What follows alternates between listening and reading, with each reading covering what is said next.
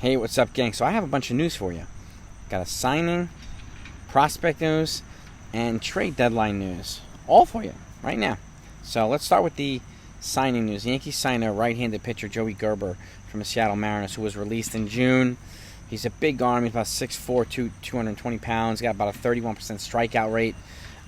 They must have found something in him that they liked. And maybe Matt Blake can do something with him, work his magic. And the Yankees clearly need a little bit more bullpen help. So they tried to get another guy at the deadline, and I'll get to that. But they weren't able to do it. But they did get Efros and Trevino.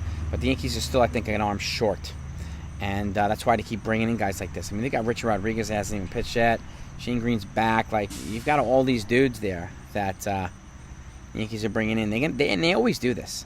They always bring in arms, particularly. There's always a pitching issue with the Yankees. So I wouldn't be surprised if they brought him on. But they bring in Gerber. They signed Gerber to a minor league deal. He's not on the 40-man yet, but if he plays well, you never know. He might be. They need some more weapons over in that bullpen. So the other prospect now, let's get the prospect news. Number one, Spencer Jones, their number one draft pick out of Vanderbilt this year, which is one of the most storied, best programs out there in college. So he's got an advanced skill set. He's an advanced player. He's the kid that's being tabbed as the left-handed Aaron Judge. So he's got the same kind of player profile. Their stats almost mimic each other through 3 years in college. Well, he went yard yesterday for the first time in the majors. He got off, in the minors. He already got promoted after a week from rookie ball to A-ball. So now he's gone yard. So he's adapting to this program pretty quickly. And don't be surprised if he gets moved up later on as well. Judge worked his way up through the system relatively quickly. I can see this guy doing the same thing. And the other piece of prospect news is Clark Schmidt. We know him a little bit more than Spencer Jones.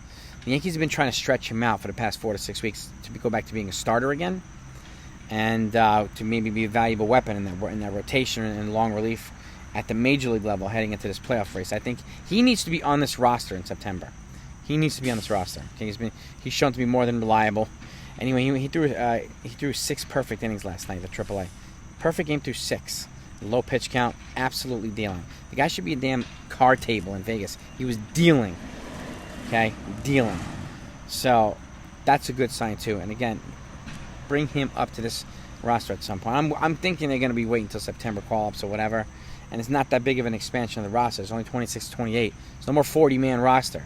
So they got to be selective with who they bring up. And that's the minor league news, right? Now let's get over to the almost trade deadline news because it also ties into the signing of the bullpen news.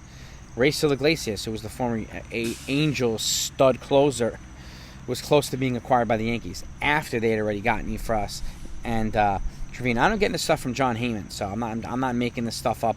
I'm not using the Slappy Kincaid book of rumors. So this is straight from John Heyman. It's straight from, and some of the other beat writers too. So they were close to getting Rizzo Iglesias on top of the other two guys. Unfortunately, it didn't happen. The Braves came in, swept them up, got them for their bullpen. So is what it is there. But the other piece of news, Louise Castillo, the almost Castillo trade, which breaks a lot of our hearts, including mine. Well, I found a little bit more intel. You know, they were looking at Oswald Peraza. The Reds are after him hard. And they were after a guy named Will Warren, a pitching prospect who's in their top 10 pitching prospects overall. So they offered a package with Oswald Peraza and probably Will Warren and others. But then they also offered another package led by Jason Dominguez and then probably Will Warren and some others too. So they offered 2 separate packages and they headlined each one guys. One of those top guys in each one of them. So they did offer Dominguez too. I don't know whether they offered them both at the same time. It doesn't sound like they did.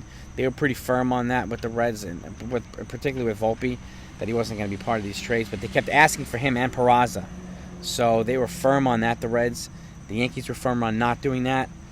He wound up going to the Mariners. The Mariners gave them their 1, 2, and 3 prospects and a little bit more. So let me put this up now. A little sun glare. So that's what happened there.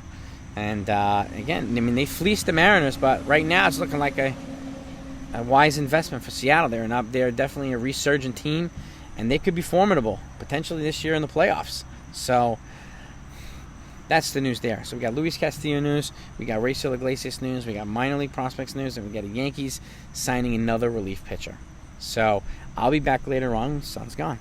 I'll be back later on with the lineups for tonight. They're playing Boston and Fenway. And then obviously I'll be out later on with the recap. We'll live stream that bad boy after the Yankees hopefully beat up on Boston. And speaking of Boston, one piece of Boston news. If you haven't heard, Chris Sale, who the Yankees, he was hit by a comeback from the Yankees last time. Well, he apparently fell off his bike and broke his wrist. So now he's completely out for the season. So unfortunate news for them, but looks like they're reeling in last place anyway. And it looks like Baltimore might be running towards a playoff run. But we'll see what happens. Have a good day, guys and gals. Over and out.